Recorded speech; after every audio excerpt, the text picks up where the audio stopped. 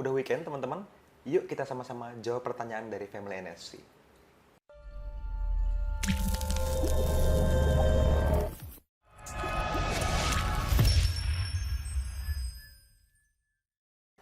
Halo teman-teman semua, ketemu lagi dengan saya Fadli, masih di channelnya Nusantara FX Community, tempatnya para trader Nusantara teredukasi. Suka hampir belibet kalau ngomong gitu ya, tapi udah tiap video ngomongnya kayak gitu ya udahlah ya. Nah, seperti biasa teman-teman, ketika masuk ke dalam weekend, kita ngobrolin tentang apapun yang berhubungan dengan Forex. Lebih spesifik lagi tentang pertanyaan-pertanyaan yang masuk ke dalam Instagramnya @nusantara_fx_community. Tuh di pojok situ ada tuh. Pastiin teman-teman follow Instagramnya ya, supaya teman-teman dapetin update apapun tentang Forex yang pertama. Yang kedua, supaya teman-teman juga bisa ikutan nanya. Karena ketika video ini rilis, biasanya selama 24 jam ke depan, teman-teman bisa punya kesempatan untuk langsung akses ke story-nya di Instagramnya @nusantara FX Community untuk bertanya secara langsung apapun yang mau teman-teman tanyain tentang Forex. Nah, kebetulan di minggu ini ada lumayan banyak yang bertanya, tapi saya mencoba berkomitmen menjawab dengan sangat singkat dan mudah-mudahan cukup jelas supaya tetap teman-teman bisa pelajarin ya bareng-bareng sama kita semua. Oke. Yuk, langsung ke pertanyaan yang pertama. Dari @hariawan.id. Kalau trading for living dan beberapa minggu adalah minggu loss, tetap di WD atau tidak? Nah, ini pertanyaan keren banget sebenarnya. Saya begitu baca ini langsung, wow, ini bagus dan harus banyak orang tahu nih. Ya, jadi gini teman-teman, ketika kita trading for living, artinya tidak punya sumber pendapatan lain selain trading forex gitu ya. Yang harus teman-teman lakukan adalah ketika minggu-minggu profit di mana teman-teman bisa withdraw profitnya, jangan dihabisin. Kan tidak selalu biaya hidup teman-teman itu sejumlah dengan profit. Profitnya lebih banyak dan disisihkan seperti itu. Kalau misalnya profitnya masih lebih kecil berarti belum trading for living kan. Tapi ada banyak masa di mana minggu profit dan uangnya lebih banyak dibanding yang harus teman-teman belanjakan buat kebutuhan teman-teman semua. Itu ditabung teman-teman. Nah, itu yang terjadi.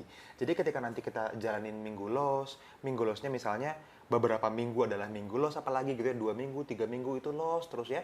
Bukan WD modalnya teman-teman, tapi gunakanlah kelebihan profit yang sebelumnya untuk teman-teman pakai sebagai biaya hidup. Gitu ya, for your living cost, oke? Jadi gitu kuncinya ya. Oke, lanjut. Dari Mahnun, salah. Mufid Mahnun. Assalamualaikum, waalaikumsalam. Mas Fadli, kapan seminar di Malang atau Surabaya, Mas? Ditunggu, oke.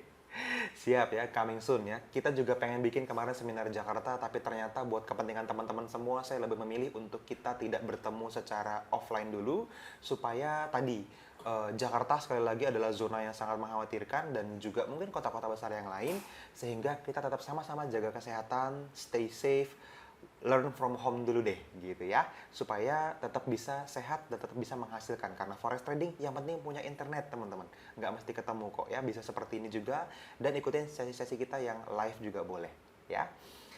Lanjut. Oke, dari @Bernard Kian. Ah, ini dua bubble nih jadi satu. Mungkin nggak sih makin terkenal NFC membuat plan terbaca oleh institusi yang membuat strategi di NFC malah menurun win rate-nya karena institusi mengetahui strategi kita. Oke, ini juga good point. Jadi dulu di awal ketika saya belajar trading ini, kalau misalnya semua orang pakai teknik yang sama terus semuanya profit gimana ya gitu. Ini kan satu akademi kan ada puluhan orang nih, nanti lama-lama jadi ratusan, ribuan, puluhan ribu dan seterusnya gitu ya. Hari ini NFC udah puluhan ribu orang isinya. Well, teman-teman, ternyata industri forex tidak sekecil itu. Hari ini ya, setahu saya sudah menyentuh angka 5,3 triliun US dollar. Triliun loh ya, bukan miliar. Dan US dollar, bukan rupiah. Per hari, teman-teman. Artinya, NFC itu masih kecil banget, nggak ada ujung kukunya gitu ya, kalau kita mau ngomongin bercandaan gitu ya. Jadi, sampai kita jadi jutaan orang pun, ada ratusan juta orang yang jadi traders. Gitu. Itu pun baru mulai diperhitungkan sedikit. Ketika kita sudah mencapai 30% dari total populasi traders, baru kita bisa terbaca seperti itu. Tapi kalau misalnya masih sekecil ini, NS ini belum ngapa-ngapain teman-teman. Jadi rasanya masih jauh untuk sampai ke titik sana. Gitu ya. Anyway, kita kan pakai pending order. Kalau misalnya semakin banyak orang yang pakai strategi kita, justru semakin bisa menggerakkan market. Ini bagus. Ini namanya people power. Oke, jadi itu efeknya juga akan positif justru. Ya, kalau misalnya kita justru malah semakin banyak dan semakin bisa menggerakkan harga. Alright, lanjut. Dari DHN MRD, Mas akumulasi pips NFC per bulan kira-kira berapa pips? Kan soalnya NFC pakai R untuk laporannya. Oke. Nah, kenapa kita pakai R? Karena bisa jadi konsisten hitungannya. Kalau kita pakai pips, contoh, teman-teman plan di time frame M15 itu bisa 15, 20, kadang 30 pips. Plan di H1 itu bisa 30 sampai 50 pips, 60 pips kadang-kadang. Plan di H4 itu bisa 50 pips sampai 100 pips bahkan. Oke, jadi ketika TP1 disentuh di M15 itu cuma dapat 15 pips. Tapi kalau TP1 di H4 itu bisa 70 pips. Kalau kita ngitung pips nggak fair. Karena bisa satu kali TP dan satu kali SL itu akumulasinya bisa beda. Gitu. Tapi kalau kita menggunakan R, 1% loss, 1% profit itu masih BEP.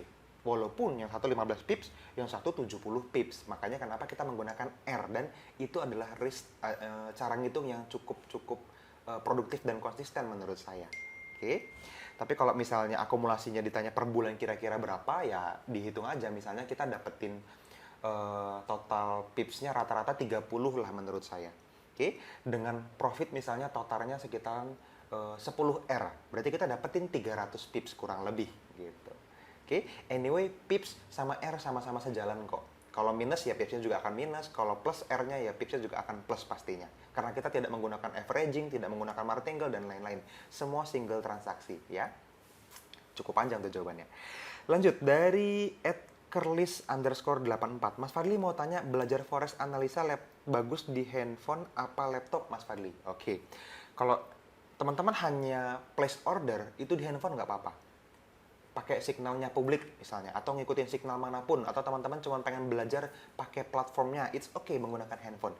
Tapi kalau belajar analisa forex ya, seperti yang ditanyakan sama Mas Kerlis ini, sebaiknya pakai laptop. Karena kita butuh charting yang lebih luas. Kita butuh melihat chart di masa lalu yang mungkin mempengaruhi harga saat ini. Oke, jadi sebaiknya pakai laptop ya. Lanjut dari @carry_koe. Carryku, bagaimana caranya membuat trading plan yang bisa tereksekusi setiap hari? Target 1% per hari, harus di M15 kah? Oke, ini ada 2 poin nih. Tidak harus di M15, itu yang pertama ya, di time frame berapapun, kalau ada peluang, ambil. Nah, terus apakah trading plan-nya sebaiknya tetap tereksekusi setiap hari? Nggak harus juga, Mas. Kalau kita sebagai traders, menurut saya, goals yang terbaik itu bukan persentase per hari, 1% per hari gitu misalnya. Tapi lebih kepada target peluang. Kalau peluangnya ada, bisa profit 5% hari itu, hajar 5%. Kenapa berhenti di 1%? Tapi kalau ternyata tidak ada peluang yang memenuhi kriteria strategi kita, memenuhi QC kita gitu ya, quality controlnya kita, ya jangan maksain trading. Ujung-ujungnya nanti malahan loss gitu. Jadi kita kayak siap menerkam mangsa nih. Ketika pasti dapat, hajar habis-habisan. Ketika nggak punya peluang, jangan dipaksain. Gitu ya. Ini pertanyaan bagus juga. Oke, lanjut dari @Dani_Getsaditya. Akankah suatu saat NSC membuat kompetisi dan berhadiahkan modal trading? Menarik nih. Nanyanya langsung ke saya lagi, ini bagus nih. Saya jawab, yes, akan terjadi ya. Tungguin aja tanggal mainnya ya, nanti kita pikirkan teknisnya ya. Thank you Mas Denny. Lanjut dari @Saputra MHMD, Saputra Mahmud, ini pasti ya.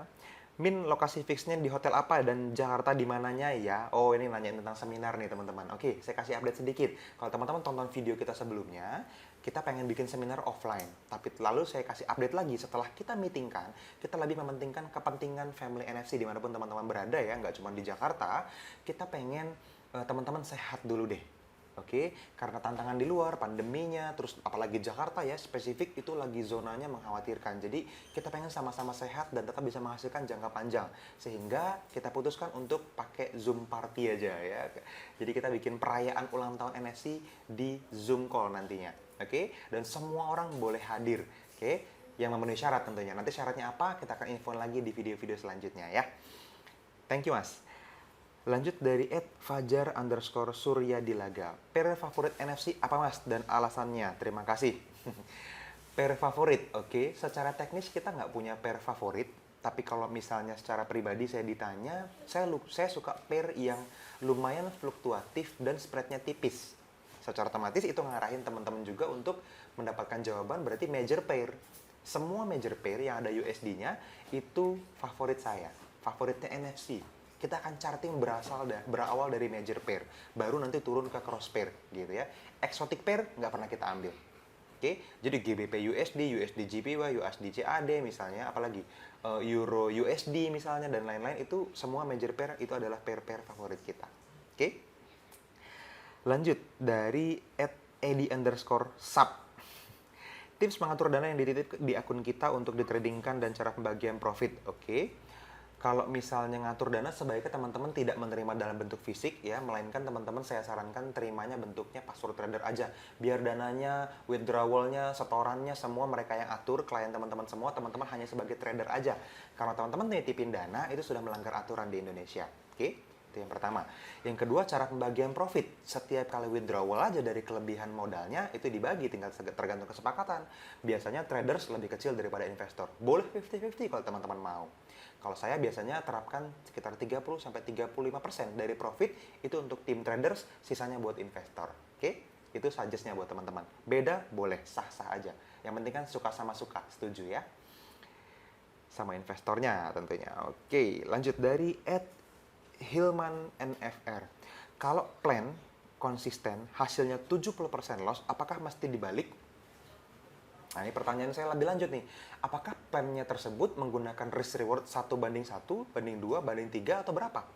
Karena kalau teman-teman pakai contoh 1:3 aja, dengan 70%-nya loss, teman-teman masih profit. Karena 1:3, untuk balik modal itu cuma butuh 25% win rate. Lebih dari 25%, artinya kalau 70% loss berarti 30%-nya profit, teman-teman sudah making money di forex. Tapi kalau teman-teman menggunakan strategi 1:1 saja dan loss-nya sampai 70%, artinya perlu dibalik. Atau bisa dijadikan acuan bahwa strateginya perlu diperbaiki. Nggak harus dibalik juga. Oke, jadi ini saya nggak bisa jawab secara spesifik nih, karena saya nggak tahu rules-nya apa ya. Thank you, Mas Hilman. Lanjut dari Jamesmo 619. Mas, biasanya seminar offline NFC yang dulu-dulu kisaran harganya berapa sama materinya tentang apa ya, Mas? Thanks. Oke, sekali lagi, kalau teman-teman sudah pernah hadir di seminar NFC di tahun lalu, di berbagai kota di Indonesia, udah alumninya ribuan orang, rasanya teman-teman akan ngalamin di mana seminarnya kayak gratis gitu. Teman-teman tuh hanya diminta untuk bayar makan siang sendiri, bayar cafe break pertama sendiri, bayar cafe break kedua sendiri, expense buat hotelnya tentunya, karena kita berangkatin tim tradersnya juga, tim analisnya, adminnya gitu ya, dan pembicaranya juga, kita pengen semuanya dibiayain dari peserta. Lalu apakah dapat pendapatan ya? Jadi enggak sebetulnya kalau kita hitung-hitungan ya. Karena setiap orang itu hanya dibebankan sekitar 300 sampai 400 ribu kok. 500 ribu kayaknya enggak deh, saya ingat saya. Oke, itu tujuannya untuk teman-teman bisa mandiri, membiayai seminar itu sendiri. Materinya gimana, Mas? Gratis. Gitu. Oke, jadi kisarannya sekitaran itulah ya. Apakah nanti akan kita buat? Oke, kita lihat nanti. Tunggu update dari pemerintah bagaimana kita bisa menjalankan social distancing ini, apakah sudah mulai mereda pandeminya atau belum, nanti teman-teman akan dapetin update-nya. Yang terdekat, seminar NFC untuk ulang tahun, teman-teman nanti cek video berikutnya ya. Lanjut dari @setio_nomercy untuk counter trend. Oh, ada dua pertanyaan dia. Beberapa posisi kan ada yang langsung hit SL dan harga lari tuh, Mas. Apa artinya auto UFO bisa untuk counter trend? Ya, bisa. Bisa, teman-teman. Auto UFO bisa untuk counter trend dan OP-nya harus di extreme high atau extreme low. Jadi di awal nih, harga lagi turun, kita counter buy di bawah. Dash, mantul, dan langsung jadi trend up setelah itu. Atau kebalikannya, itu bisa jawabannya. Oke, caranya gimana? Ini belum pernah diajarin sama NFC, tapi jawabannya bisa, gitu ya. Oke, saya rasa itu sudah semua terjawab. Teman-teman, thank you sudah bertanya, dan sampai ketemu lagi langsung di video-video berikutnya. Dadah!